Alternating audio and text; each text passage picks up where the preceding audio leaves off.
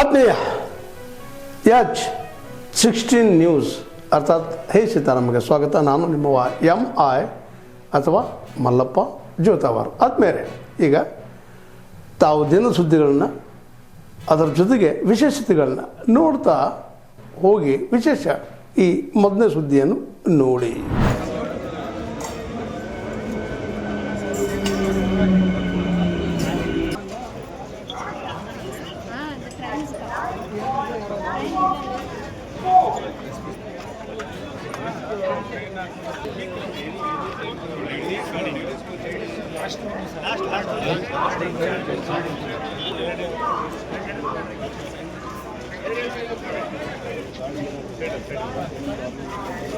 Side ಬಂದ್ಬಿಡಪ್ಪ.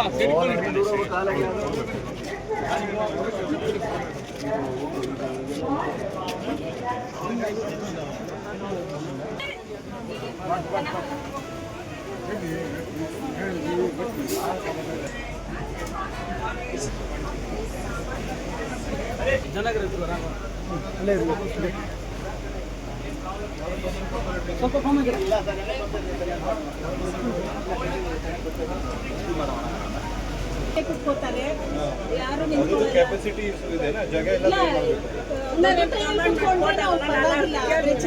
ಕೂತ್ಕೋತಾರಲ್ಲ, ನಮ್ಗೆ ನಿಂತ್ಕೊಳ್ಳೋಕೆ ಜಾಗ ಇಲ್ಲ. ಸ್ಟೆಪ್ ಅಲ್ಲಿ ನಿಂತ್ಕೋತೀವಿ.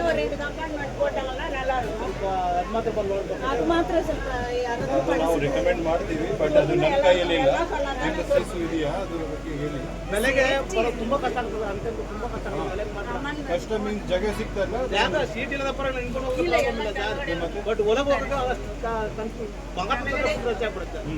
4 ಕೋಚ್ ಬಂದ್ರೆ ತುಂಬಾ ಕಷ್ಟ ಸರ್. 16 ಕೋಚ್ ಇದ್ರೆ ಟೆನ್ಷನ್ ಇಲ್ಲ ಸರ್. ಈ ಕೋಚ್ ಬಂದ್ರೆ ಟೆನ್ಷನ್ ಇಲ್ಲ. ಇದು 16 ಕೋಚ್ ಇದೆ. ಹೌದಾ? ಈ ಟೆನ್ಷನ್ ಇಲ್ಲ. 16 ಕೋಚ್ ಇದ್ರೆ ಏನು ಪ್ರಾಬ್ಲಮ್ ಇಲ್ಲ. 1 ಕೋಚ್ ಬಂದ್ರೆ ಕೋಚ್ ಟೆನ್ಷನ್ ಇಲ್ಲ. ಇದು ರಾಂಗ್ ಬರುತ್ತೆ. ಆ ಪ್ಲಾಟ್ಫಾರ್ಮ್ ಬರ್ತದೆ. ಅದು ಬೆಂಗಳೂರು ಹೋಗೋ ರೂಟ್ ಪ್ಲಾಟ್ಫಾರ್ಮ್. ಅದು ಇದು ಬೆಂಗಳೂರಿಂದ ಚೆನ್ನೈ ಹೋಗೋ platform. Okay.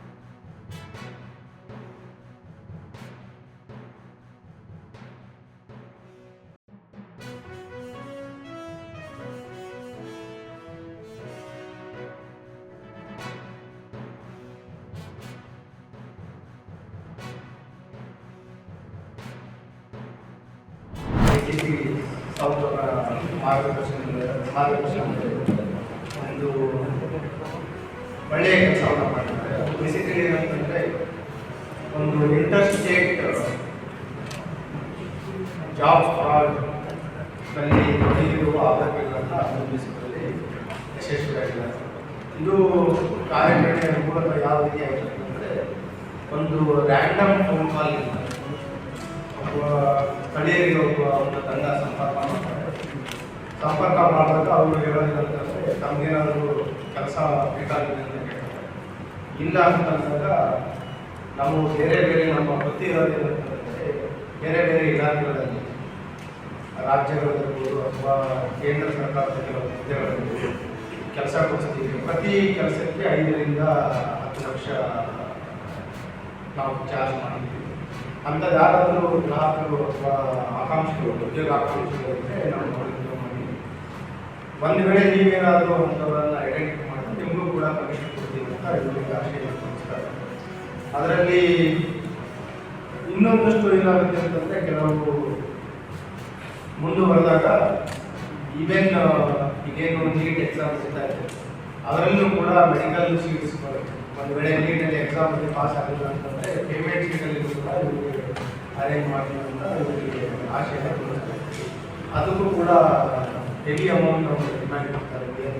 40 to 60 lac demand ಮಾಡ್ತಾರೆ. ಆವಾಗ ನಮ್ಮ ಸ್ಥಳೀಯ ಪೊಲೀಸರಿಗೆ ಇವರು ರಿಪೋರ್ಟ್ ಮಾಡ್ತಾರೆ. ಲೋಕಲ್ ಪೊಲೀಸ್ ಮತ್ತು ಯಾರಿಗೆ ಸಂಪರ್ಕ ಮಾಡಿದ್ರು ಅವರೆಲ್ಲ ಸೇರಿಕೊಂಡು ಇವ್ರಿಗೆ ಇಲ್ಲಿ ಆಕಾಂಕ್ಷಿಗಳು ಇದ್ದಾರೆ ಅಂತ ಹೇಳಿ ಇವ್ರಿಗೆ ಕರ್ಸ್ಕೊಳ್ತೀವಿ. ಕರ್ಸ್ಕೊಂಡ ನಂತರ ಇಲ್ಲಿ ನಮ್ಮ ಅಪರಾಧ ತಂಡದ ಸಿಬ್ಬಂದಿಯವರು ಕ್ರೈಮ್ ಟೀಮ್ ಸಿಬ್ಬಂದಿಯವರು ಏನು ಒಂದು ಪ್ರಾಸ್ಪೆಕ್ಟಿವ್ ವಿದ್ಯಾರ್ಥಿಗಳ ಉದ್ಯೋಗಾಕಾಂಕ್ಷಿಗಳ ಪೇರೆಂಟ್ಸ್ ಥರ ಅವರಿಗೆ ಸಂಪರ್ಕ ಮಾಡ್ತಾರೆ. ಆವಾಗ ಅವರು ಪತ್ರಿಕಾ ಮಾಧ್ಯಮ ಮತ್ತು ದೃಶ್ಯ ಮಾಧ್ಯಮದ ಎಲ್ಲ ಗೌರವಾನ್ವಿತ ವರದಿಗಾರರೇ, ಪತ್ರಿಕಾ ಮಾಧ್ಯಮದವರೇ, ಕರ್ನಾಟಕ ರಾಜ್ಯ ಪದವಿ ಪೂರ್ವ ಕಾಲೇಜುಗಳ ಉಪನ್ಯಾಸಕರ ಸಂಘ 2026-31 ಅವಧಿನ ಈ ಚುನಾವಣೆಯನ್ನು ನಾವೀಗ ನಡೆಸ್ತಾವೆ. ಈ ಚುನಾವಣೆ ಇದೇ ವಾರ 7/6/2026 ಭಾನುವಾರದಂದು ರಾಜ್ಯದ ಎಲ್ಲ 32 ಜಿಲ್ಲೆಗಳಲ್ಲಿ ಏಕಕಾಲಕ್ಕೆ 2 ಘಟಕಗಳಿಗೆ ಚುನಾವಣೆ ನಡೀತದೆ. ಒಂದು ರಾಜ್ಯ ಘಟಕಕ್ಕೆ, ಇನ್ನೊಂದು ಜಿಲ್ಲಾ ಘಟಕಕ್ಕೆ. ಜಿಲ್ಲಾ ಘಟಕಕ್ಕೆ ಇದೇ ಗುಲ್ಬರ್ಗ ಜಿಲ್ಲೆಯಲ್ಲಿ ಚುನಾವಣೆಯನ್ನು ನಡೆಸ್ತಾವೆ. ಜಿಲ್ಲಾ ಘಟಕದಲ್ಲಿ 9 ಹುದ್ದೆಗಳಿರ್ತವೆ.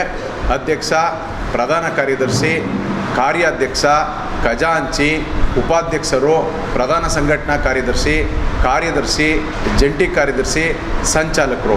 ಒಂದು ಸ್ಥಾನ ಮಹಿಳೆಗೆ ಮೀಸಲಾಗಿರ್ತದೆ, ಅದು ಉಪಾಧ್ಯಕ್ಷ ಸ್ಥಾನವನ್ನು ಮಹಿಳೆಗೆ ಮೀಸಲಾಗಿಟ್ಟವ್ರೆ. ಈ ಗುಲ್ಬರ್ಗ ಜಿಲ್ಲೆಯಿಂದ ನಮ್ಮ ನರಸಪ್ಪ ರಂಗೋಲಿ ಸರ್ರು ಕಣದಲ್ಲವರೀಗ ಅಧ್ಯಕ್ಷ ಸ್ಥಾನಕ್ಕೆ. ಅದೇ ರೀತಿಯಾಗಿ ಹಿಂದೆ ನಮ್ಮ ನಿಕಟಪೂರ್ವ ಅಧ್ಯಕ್ಷರಾದಂಥ ಮಲ್ಲಪ್ಪನವರವರೇ. ನಾನು ಈಗ ರಾಜ್ಯ ಘಟಕದ ಅಧ್ಯಕ್ಷ ಸ್ಥಾನದ ಅಧ್ಯಕ್ಷನಾಗಿ ಕೆಲಸ ಮಾಡ್ತಾಯಿದ್ದೆ. ಪುನರ್ ಆಯ್ಕೆ ಬಯಸಿ ಸ್ಪರ್ಧೆಯಲ್ಲಿದ್ದೀನಿ. ನನ್ನ ಜೊತೆಗೆ ಶರಣಗೌಡ ಪಾಟೀಲ್ ಇದೇ ಜಿಲ್ಲೆಯವರು ರಾಜ್ಯದ ಪ್ರಧಾನ ಕಾರ್ಯದರ್ಶಿ ಹುದ್ದೆಗೆ ಆಯ್ಕೆ ಬಯಸಿ ಅವರು ಕೂಡ ಕಣದಲ್ಲವ್ರೆ. ಈಗಾಗಲೇ ಚುನಾವಣಾ ಅಧಿಸೂಚನೆ 27ರಂದು ಪ್ರಕಟ ಆಗದೆ.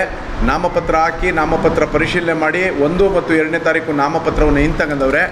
ಈ ಸಂದರ್ಭದಲ್ಲಿ ರಾಜ್ಯದ ಕಾರ್ಯಾಧ್ಯಕ್ಷ ಹುದ್ದೆಗೆ ಅನುದಾನಿತ ನೌಕರರ ಸಂಘದ ಅಧ್ಯಕ್ಷರಾದಂಥ ಡಾಕ್ಟರ್ ಹರೀಶ್ ರವರು ಅವಿರೋಧವಾಗಿ ನನ್ನ ತಂಡದಿಂದ ಆಯ್ಕೆಯಾಗವ್ರೆ.